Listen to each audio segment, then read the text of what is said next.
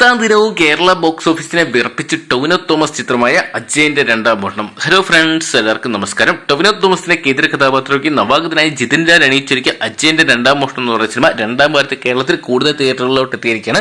10 ദിവസങ്ങൾ പിന്നിട്ട ചിത്രം 10ാം ദിനമായി ഇന്നലെ കേരള ബോക്സ് ഓഫീസിൽ നിന്ന് സെപ്റ്റംബർ മാസം 21 ശനിയാഴ്ച മാത്രം ഏകദേശം 3,17 ലക്ഷം രൂപ സ്വന്തമാക്കിയിട്ടുണ്ട്. എന്തൊക്കെയാണ് രണ്ടാം വാരത്തിന്റെ ചിത്രത്തിൽ നല്ലൊരു കളക്ഷൻ തന്നെ സ്വന്തമാക്കാൻ സാധിച്ചിട്ടുണ്ട്.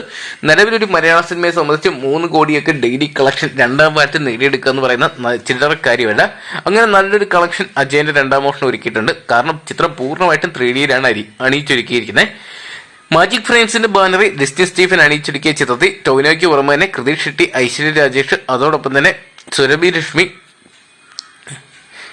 ഹാരിഷ് ഉത്തമൻ തുടങ്ങിയവരൊക്കെയാണ് മറ്റ് കേന്ദ്ര കഥാപാത്രങ്ങളായിട്ടെത്തുന്നത്. ചിത്രത്തിൽ ടൊവിനോ 3 വ്യത്യസ്തമായിട്ടുള്ള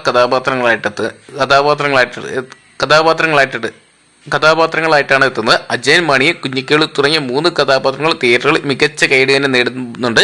ചിത്രം ഇതിനോടെ തന്നെ 10 ദിവസങ്ങളുടെ വേൾഡ് വൈഡ് ബോക്സ് ഓഫീസിൽ നിന്നായിട്ട് ഏകദേശം 65 കോടിയോളം രൂപ ചിത്രം പിന്നിട്ടുണ്ടെന്നാണ് ഇപ്പോൾ അറിയാൻ സാധിച്ചിരിക്കുന്നത്. എന്തൊക്കെയാണ് ഇന്നത്തെ കളക്ഷനോടെ പുറത്തു വരുമ്പോൾ ചിത്രം 70 കോടി മറികടക്കുന്ന ഉറപ്പിച്ചിരിക്കുകയാണ്. ടൊവിനോ തോമസിന്റെ കരിയറിലെ ആദ്യത്തെ 100 കോടി ചിത്രമായിട്ട് അജയന്റെ രണ്ടാം മോഷണം എന്ന് പറയുന്ന സിനിമ മാറുമെന്ന് കണ്ടു തന്നെ അറിയേണ്ടിയിരിക്കുന്നു.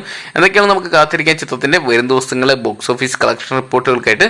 അപ്പോൾ ടൊവിനോ തോമസ് ചിത്രമായ അജയന്റെ രണ്ടാം മോഷണം എന്ന് പറയുന്ന ചിത്രം നിങ്ങൾ തിയേറ്ററിനായിട്ട് കണ്ടിട്ടുണ്ടെങ്കിൽ സിനിമയെക്കുറിച്ചുള്ള നിങ്ങളുടെ വിലയേറിയ അഭിപ്രായം കമന്റ് ബോക്സിൽ പങ്കുവെക്കുക. ഈ ഒരു ഓണക്കാലത്ത് നിങ്ങളുടെ ഫേവറേറ്റ് ചിത്രം ഏതായിരുന്നു കൂടി കമന്റ് ബോക്സിൽ പങ്കുവെക്കാൻ മറക്കണ്ടാകും.